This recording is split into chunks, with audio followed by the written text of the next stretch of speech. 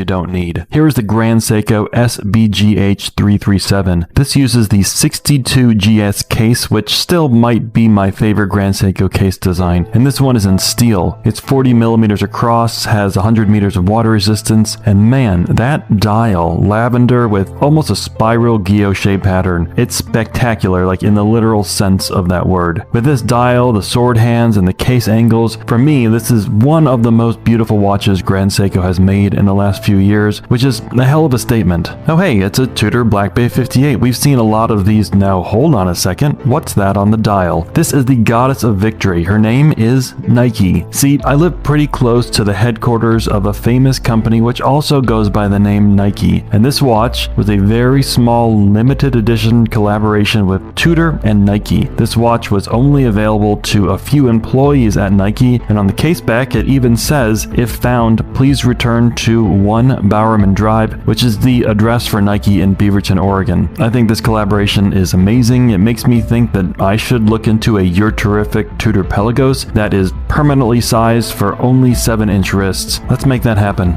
And here's another collab watch that's much better than my idea. This is the CWC Grey NATO watch. First, if you don't know the Grey NATO, you should stop this video immediately and go listen to Jason Heaton and James Stacy's amazing podcast. Do it now. It's all about adventure, travel, diving, driving, gear, and most certainly watches. And this collaboration is with Cabot Watch Company, aka CWC. It's really good. It's a 42 millimeter titanium watch with 300 meters of water resistance, and of course, a 12-hour bezel, which is the Grey NATO's way to track a second time zone without a GMT complication. It's super light, it has fixed strap bars, and I assume it will only take Grey NATO style straps. Other colors somehow won't fit through this case. I'm not sure how they pulled that off. Now, a lot of people ask me about watch meetups. People want to attend, and here's why that's kind of tricky. So at these gatherings, there could be literally millions of dollars worth of watches. So a good watch meetup, and maybe the only kind you should attend, is one that's in a secure location and it's kind of secretive. It's tough to get into these groups by design. You need to be vetted. My suggestion is start by contacting the Red Bar group to see if there's a local chapter in your area, and if there is, you can get some info on who to talk to and what hoops you might have to jump through to attend. It's not easy, and it's not supposed to be. Would you trust you around something like this white gold Speedmaster? White gold case and bracelet. This thing is hefty and handsome, so we have that in common. This can be yours for a little under $60,000, which I promise is much cheaper than going to the moon yourself, so from that perspective, this is a bargain. This uses Omega 3861 movement, and that's as opposed to this Platinum Speedy. This one uses the classic 321 movement, which is a collector favorite. The subdials on this Platinum watch are made from lunar meteorite. Lunar meteorites are pieces of the moon that have landed on Earth as a result of an asteroid hitting the moon. So see, you don't have to go to the moon at all. The moon comes to us in small, unpredictable chunks. So generous. Let's dip into something a little more affordable. This is the Zodiac Super Seawolf, and this is yet another collaboration watch. This one between Zodiac and Ariel Adams from A Blog to Watch. This one is known as the Aqua Marine Dream Special Edition. Great colors, love the sapphire bezel insert, always love a sapphire bezel. The owner of this watch has it on a rubber strap from Barton Bands, which are great straps. I own a bunch of those.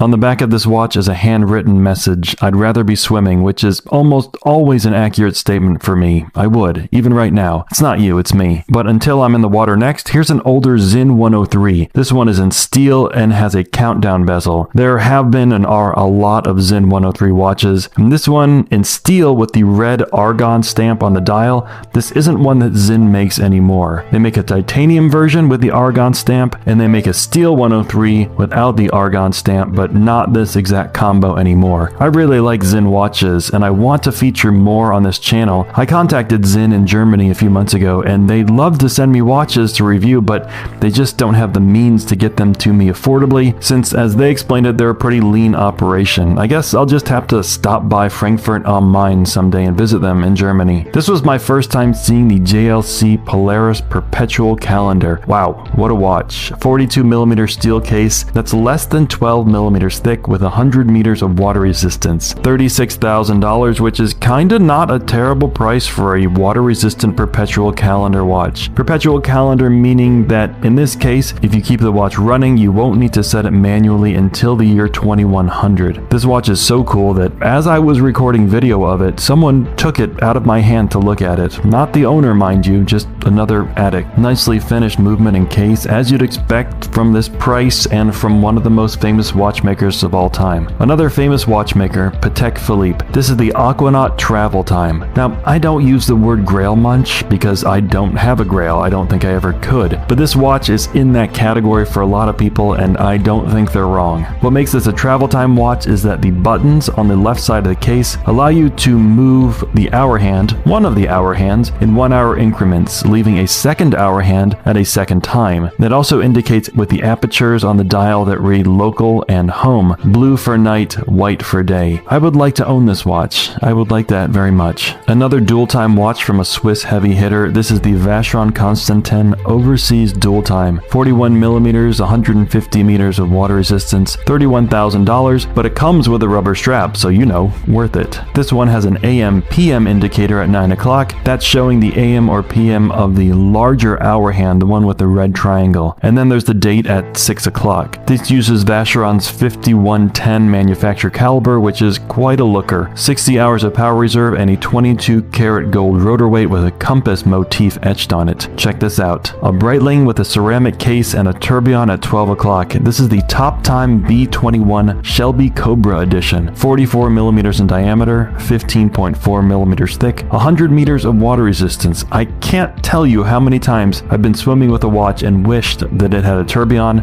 I can't tell you because I don't think it's ever happened, but maybe now it will. $50,000 for this beast. A tourbillon is a fancy spinning cage inside a mechanical watch that holds the balance wheel and the escapement. It was invented to counteract the effects of gravity on a watch's accuracy, especially a watch stuck in one position like a clock or a pocket watch. Not really necessary in a wristwatch, and yet here we are, and I'm not complaining. Okay, one last watch and one of my favorites from the meetup. This is the Omega DeVille Jump Hour. This was made for a very brief time. Some people say only made in 1998. And this being on an original bracelet, you just don't see this very often. What do I like so much about this watch? Well, there's the amazing salmon dial with depth and texture, and then there's the cool case shape, but what I really love is how it displays time. There's only one hand on this dial, and it's the minutes hand, but there's a number at 12 o'clock. This is a jump hour. The hour jumps. It's a jump hour. How cool is that? It not only jumps forward, but it jumps backwards too. This uses the Omega Caliber 1221, which is based off a modified ETA 2892-A2. I'd love to see Omega bring this back or introduce another jump hour, but I don't think that's going to happen because Omega isn't fun anymore, but I'll keep hoping. And that's all for now from the watch meetup. If you want to get to a watch meetup, I really hope you can make that happen. It'll take some effort, but it's very worth it because in the end, the real friends were the watches we met along the way.